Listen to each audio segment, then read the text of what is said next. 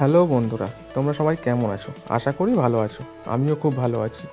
আমি আর ভাস্কর বেরিয়ে পড়েছিলাম সরস্বতী পুজো উপলক্ষে সরস্বতী ঠাকুর দেখতে এবং পুজো মণ্ডপ দেখতে কৃষ্ণনগরে।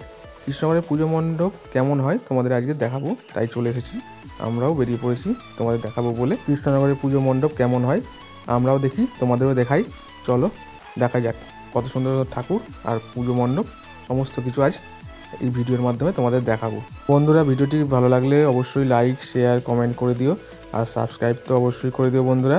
আর চ্যানেলে যারা নতুন আছো তারা সাবস্ক্রাইব করে দিও, যাতে আরও নতুন নতুন ভিডিও আনতে পারি, তোমাদের দেখাতে পারি। আমি অনেক সাপোর্ট যাতে পাই, তোমরা অনেক সাপোর্ট করো আমাকে, এইটুকুই চাওয়া। তো চলো বন্ধুরা দেখাই পুরো পুজোটা।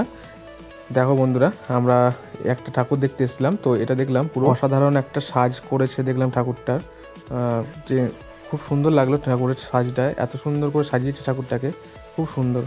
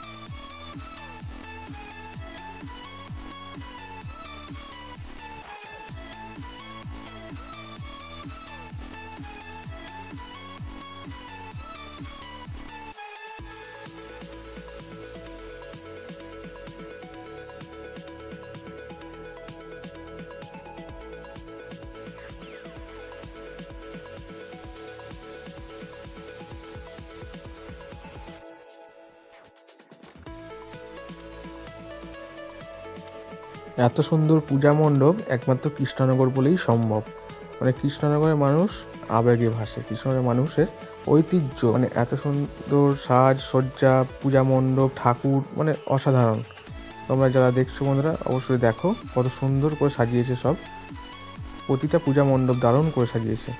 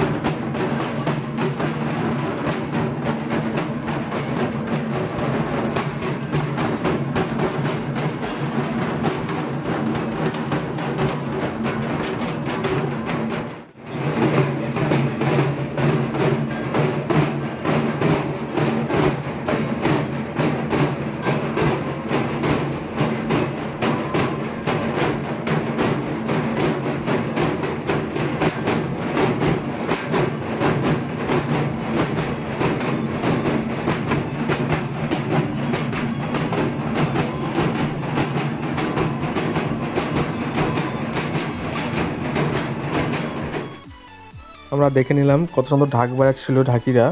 এখানে কৃষ্ণনগরের ঢাক মানেই কৃষ্ণনগরের ঐতিহ্য বললেও চলে, কেন ঢাকের আওয়াজ দারুণ লাগে। আর পুজো মণ্ডপে বাজলে তো দারুণ, প্রচুর ঢাক যদি একসাথে বাজে তো দেখলে তো বন্ধুরা কেমন লাগছিল, মানে খুব সুন্দর লাগছিল।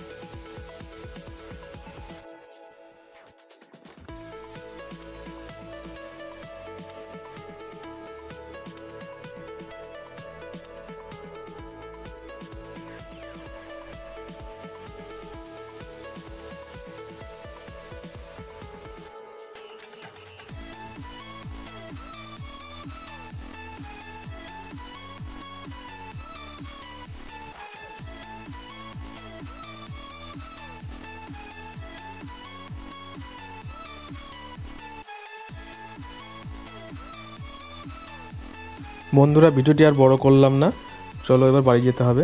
অনেকক্ষণ ধরে ঘুরছি আমরা, আমি আর ভাস্কর। আরও হয়তো অনেক পুজো আছে, আমরা যেতে পারলাম না। তো চলো সবাইকে বাই বন্ধুরা। আর চ্যানেলটিকে লাইক, শেয়ার, কমেন্ট আর সাবস্ক্রাইব করে দিও। টাটা বন্ধুরা।